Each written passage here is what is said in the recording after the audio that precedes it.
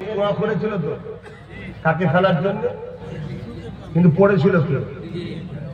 শয়তান সবসময় নিজের ফাঁদে নিজে পা দেয়। আজ যেমন আমার সমাজে একদল লোক বলে না, বাড়ি বাড়ি অস্ত্র রাখো, বাড়ি বাড়ি এই রাখো, শুনছেন না শোনেন না? ওই অস্ত্র দিয়ে মুর্শিদাবাদে নিজেরা নিজেকে ঝেড়ে দিয়েছে। শুনছেন না শোনেন না? উত্তর কি বলে, মণিপুরে মুসলমানের বাড়ি মনে করে পুড়িয়েছে, পরে খবর নিচ্ছে সব করা অমুসলিমের বাড়ি। শুনছেন না শোনেন? হিংসা কখনো কামিয়াবি পৃথিবীতে হয়নি, আর আগামী তো হবে। কামিয়াবি হতে গেলে মনকে বড় করতে হয়, মানুষকে ভালোবাসতে হয়। মানুষ তোমার ভালোবাসায় তোমার উপরে মুগ্ধ হবে, তোমার কাছে ছুটে আসবে। তাই তোমাদের উচিত কি হিংসা না ভালোবাসা? জোরে বলো। ইসলাম ভালোবাসার নাম, হিংসার নাম নয়।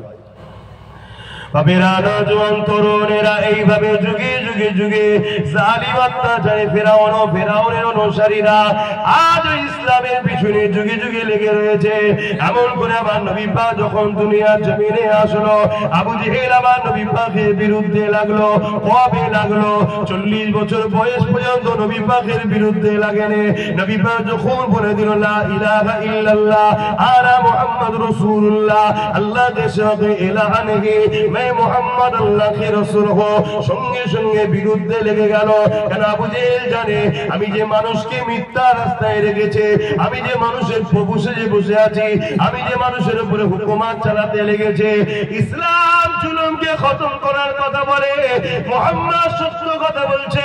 যদি মুহাম্মদ রাসূলকে রুখা না যায়, তাহলে আমার জুলুমের সাম্রাজ্য চলে যাবে, আমার বেইনসাফি সাম্রাজ্য চলে যাবে। আমি নারীদের ঘরে যে ভোগের পাত্রী বানিয়ে দিয়েছি, কন্যা সন্তান হলে পর্যন্ত পুঁতে দিই, এগুলো সব বন্ধ হয়ে যাবে। এই যুবকেরা যেমন ফেরাউন চেয়েছিল, আবু জেহেল তেমন চেয়ে গেল, আমার নবী পাকের বিরুদ্ধে লেগে গেল। আল্লাহ নবী কত কষ্ট করেছে, নবীর উম্মত দাবি করছো, আজকে সেই নবীর দ্বীনের জন্য তুমি আমি কি কষ্ট করলাম, এই জবাবটা কিন্তু কিয়ামতের দিন লিয়া হবে। আল্লাহ নবী যখন সিজদায় পড়ে যেত, ওই আবু জেহেল, উতবা, সাইবা, আবু লাহাবেরা আমার নবী পাকের পিঠের উপরে পচা বোম্বার ভুঁড়ি পর্যন্ত চাপিয়ে দিয়েছে। আমার নবী পাক সিজদায় পড়ে গিয়ে সুবহান রাব্বিল আলা, সুবহান রাব্বিল আলা এই কষ্ট করে করেছে। হযরত খাতুনে জান্নাত আমার নবী পাকের পিঠ থেকে ওই দুম্বার ভুঁড়িকে যখন চাপিয়ে দিতে নাপিয়ে দিতে, আমার রাসূলুল্লাহ মাথাখানা তুলতে। এই যুবকেরা, তরুণেরা, আল্লাহ নবীর উপরে এত জুলুম কেন হয়েছিল? আল্লাহ নবীকে কুয়ায় ফেলতে কেন চেয়েছিল? আল্লাহ নবীকে সোশ্যাল বয়কট করে পাহাড়ের মধ্যে পাঠিয়ে দিল। নবী আমার পাহাড়ে গিয়ে রইলেন, ওখান থেকে নবী আমার মেসেজ দিতে লাগলেন সত্যের, ইনসাফের, ন্যায়ের, মানবতার, সভ্যতা, ইনসানিয়াতে। আর আমার নবী পাককে একটা দিন এমন হয়ে গেল, আমার নবী পাকের বাড়িতে 40 জন সন্ত্রাস দিয়ে ঘিরে ফেললো। কেন? আমার নবী পাককে কতল করে দেবে, শহীদ করে দেবে।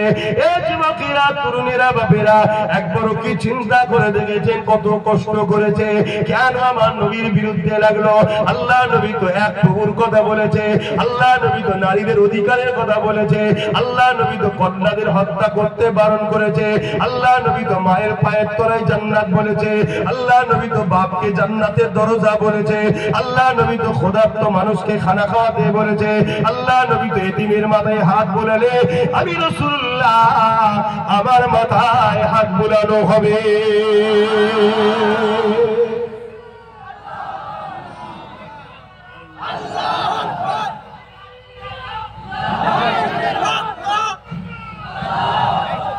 যুবক ভাইয়েরা, শুনছো তো নাকি?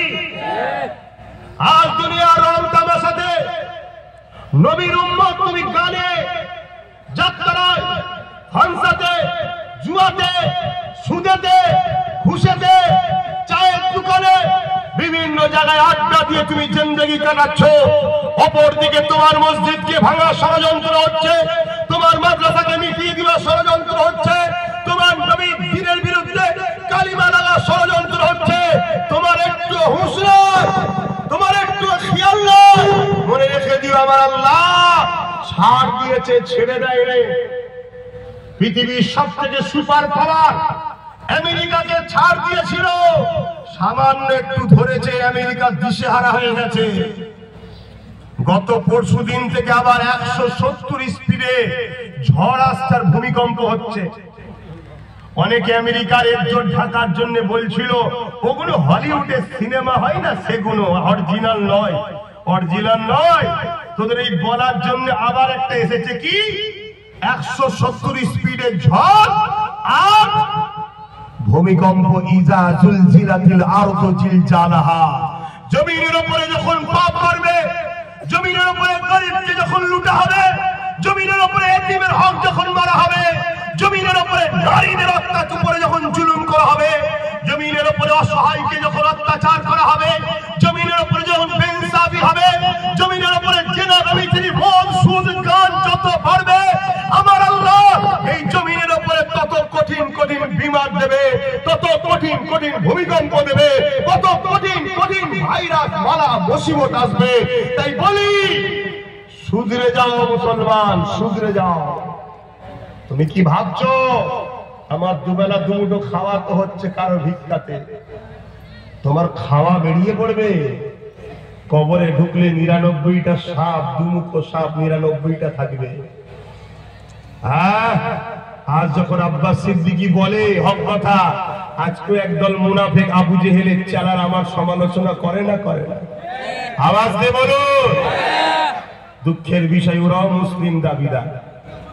অমুসলিমরা করে না, মুসলিম মুসলিম দাবিদার। শুধু সাধারণ মুসলিম নয়, একদল মুফতি মৌলানা বক্তা তারাও সমালোচনা করছে।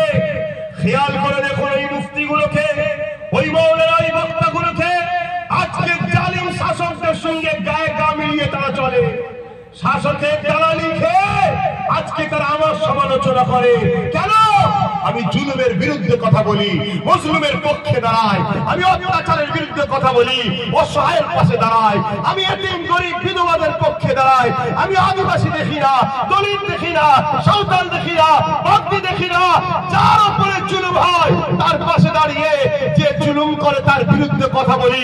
কারণ ইসলাম দুটো পাট্টির উপরে দাঁড়িয়ে আছে, নার পক্ষে থাকো ও নাইকে মিটিয়ে দাও, এর নাম ইসলাম। জোরে বলুন সুবহানাল্লাহ, আরো জোরে বলুন সুবহানাল্লাহ। সমালোচনা হয় না, হয় না? করো না বাপ, করো। যারা মোস্তফা জানে রহমতের গোলাম হয় তারা দুনিয়াতে বাঁচার স্বপ্ন নিয়ে আসে না, তারা দুনিয়াকে বাঁচাবার স্বপ্ন নিয়ে আসে। আর বাঁচাতে গিয়ে তাদের মনে তামান্না থাকে কখন আল্লাহর রাহে কুরবানি হব, কখন আল্লাহর রাহে কুরবানি হব, কখন শহীদ হব, কখন কুরবানি হব, কখন শহীদ হব, কখন কুরবানি হব। কেন? আল্লাহর রাহে যারা কুরবানি হয় জান বেরোবার আগে আল্লাহ জান্নাত দেখিয়ে দেয়। জোরে বলুন সুবহানাল্লাহ। আরো জোরে বলা যাবে না? আচ্ছা একটু আস্তে করে বলো। এখনো সময় আছে, তোমরা যদি নবীর উম্মত হও শুধরে যাও। আর অমুসলিম যদি হয় আমি তার বিষয়ে কিছু বলতে আসিনি, কারণ আমি আমার ধর্মের সব যখন দেশের একটা নাগরিক হিসাবে কোনো জায়গায় দাঁড়াবো জনসভায়, তখন মুসলিম অমুসলিম